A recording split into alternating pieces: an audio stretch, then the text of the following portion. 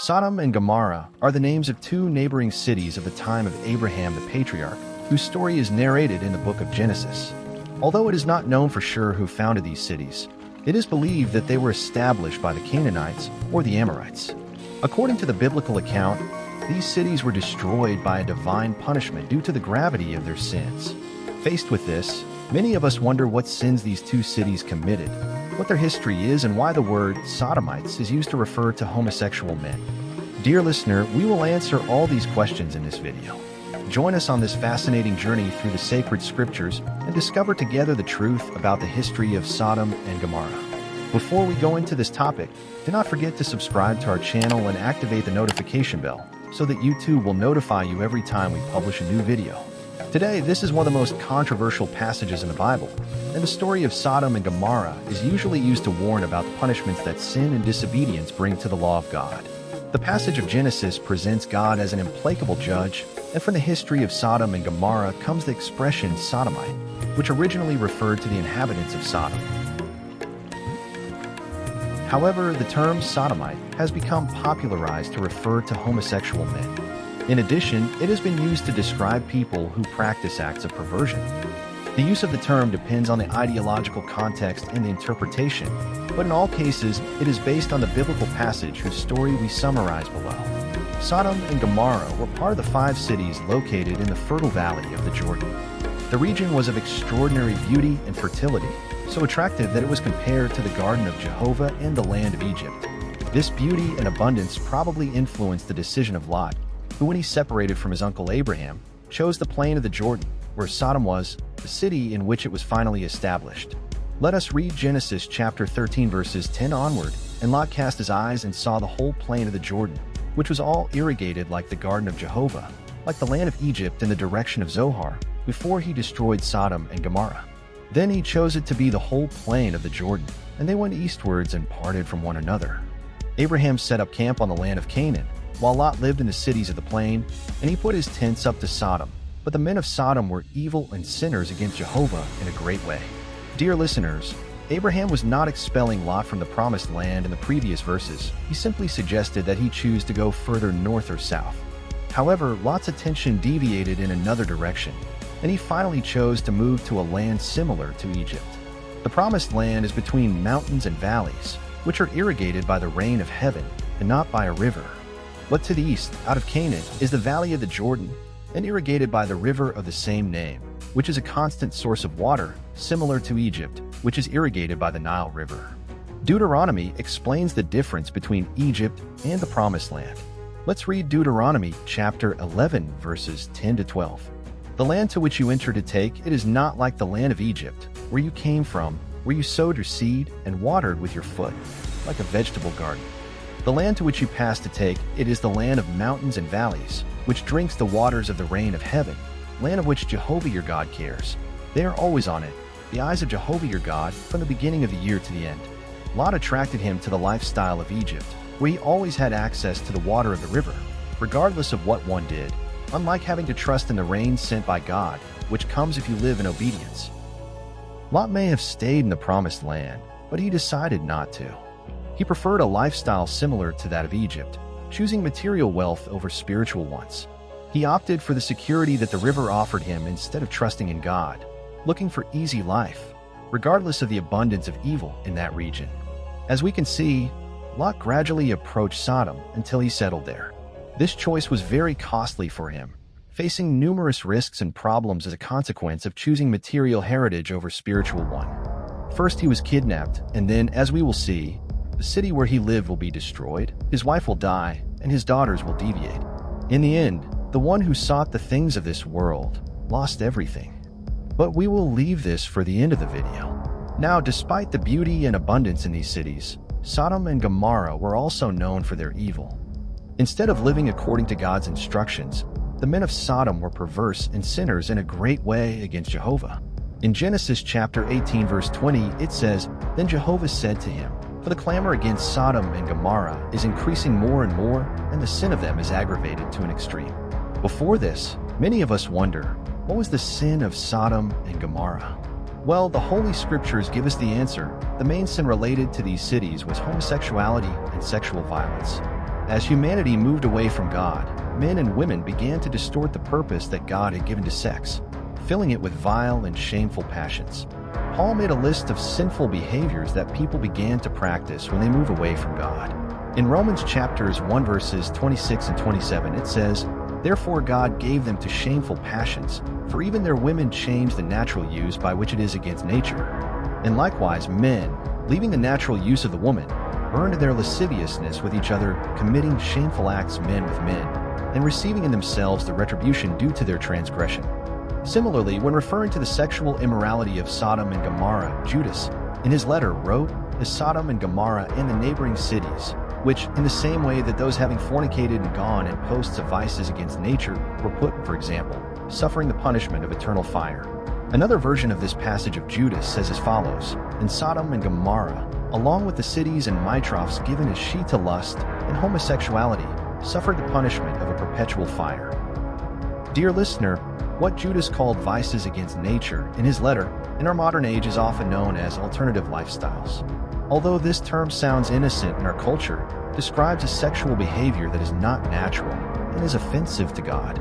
When reading Genesis chapter 19 verses 5 to 8, it is easy to understand what both Paul and Judas had in mind, that the society of Sodom was plunged into an unbridled sexual immorality, including homosexual acts and aggressive rapes.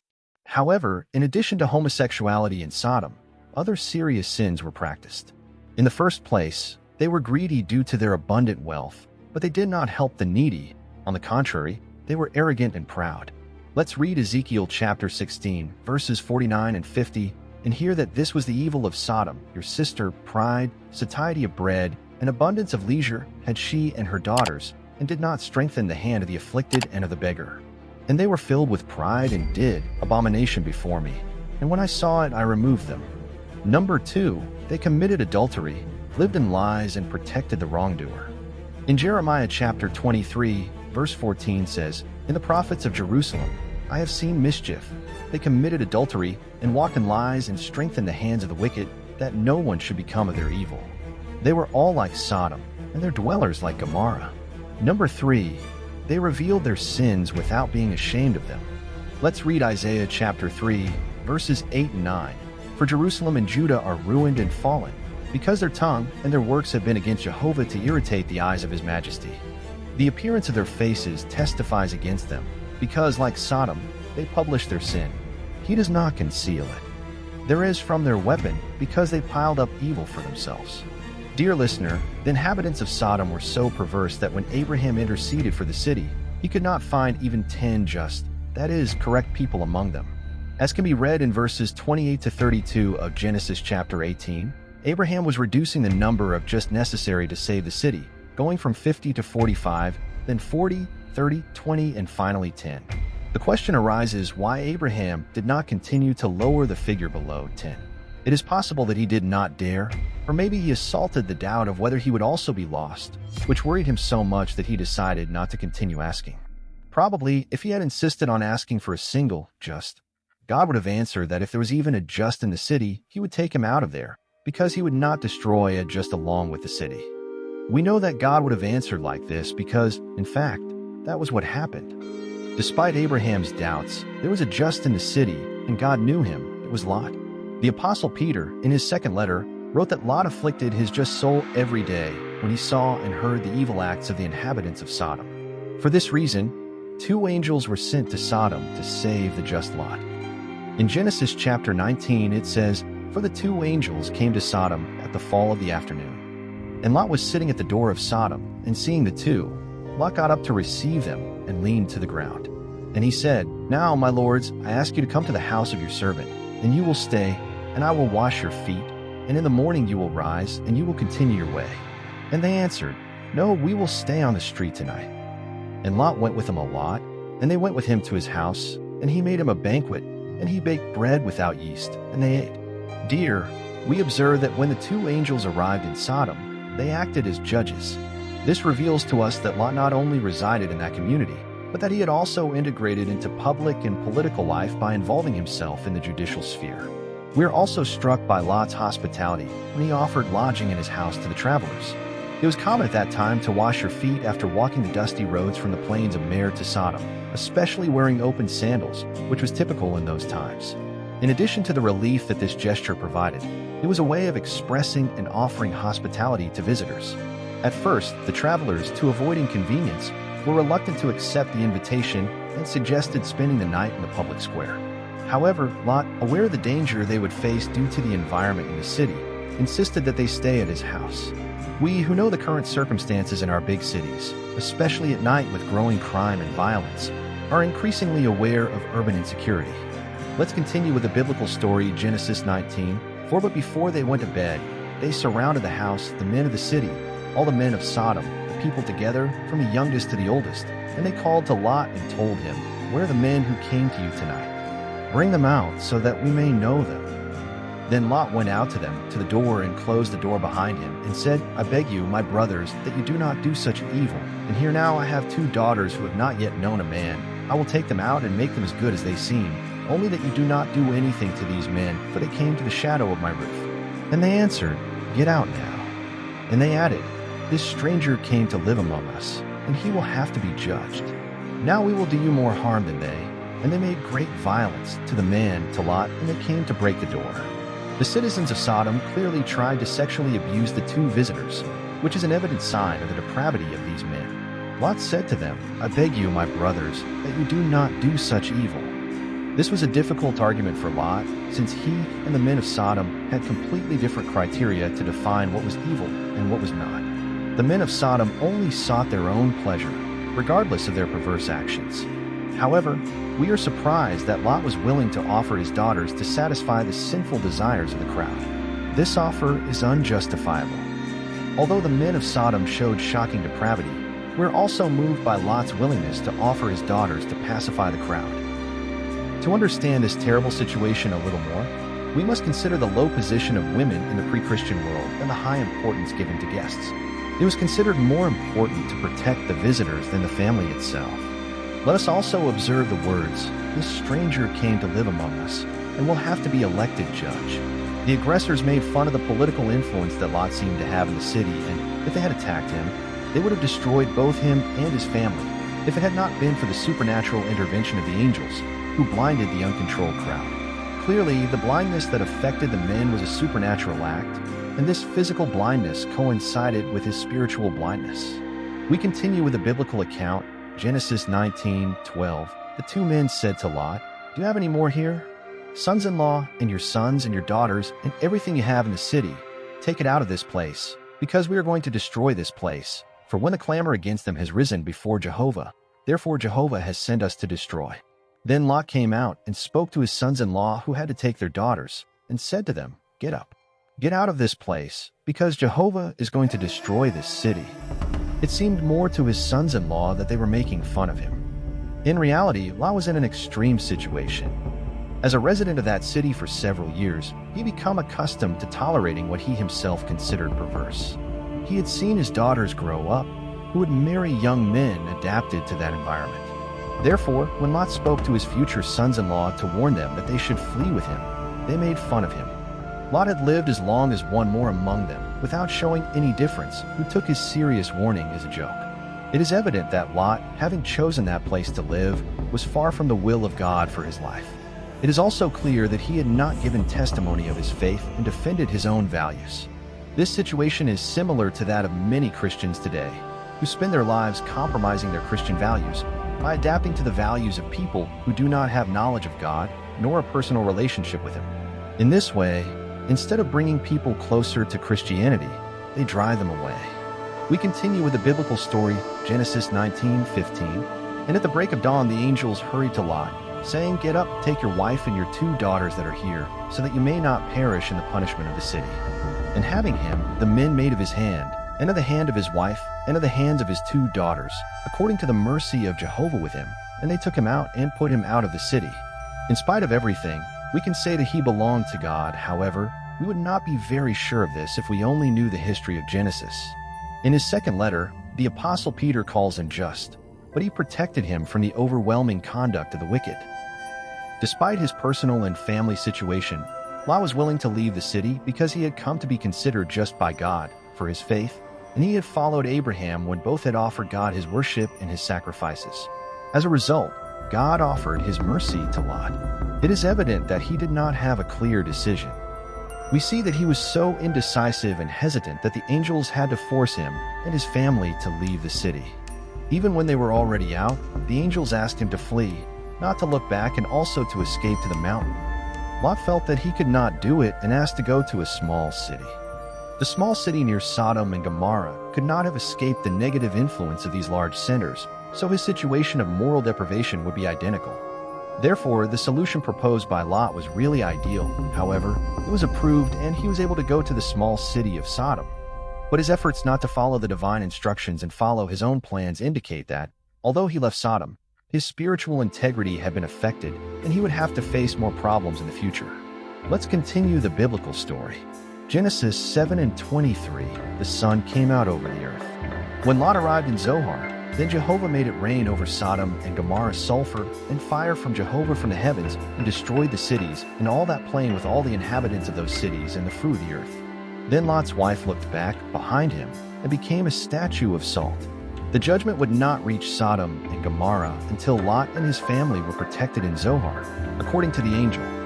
At least at first, the promise of God to Abraham would be violated, but when Lot and his family were protected, Jehovah sent sulfur and fire over Sodom and Gomorrah. These cities were severely judged, but only after God confirmed his great evil through Lot and gave them a just testimony. As we mentioned, before this destruction, the territory around Sodom was very beautiful and productive, like the Garden of Jehovah. However, this great privilege did not turn their hearts to God. Today, many people believe that these cities are under the Dead Sea and that their total destruction is a testimony of God's judgment and his grace to free the righteous, as well as in any other region. They had been freed from the destruction by the work of God through Abraham. They heard the testimonies of Melchizedek and observed the example of Abraham and Melchizedek. They were very blessed and showed a clear proof of God's love for them. However, they rejected everything. We also see that Lot's wife looked behind her back and became a statue of salt, because the woman stopped and looked back towards the city.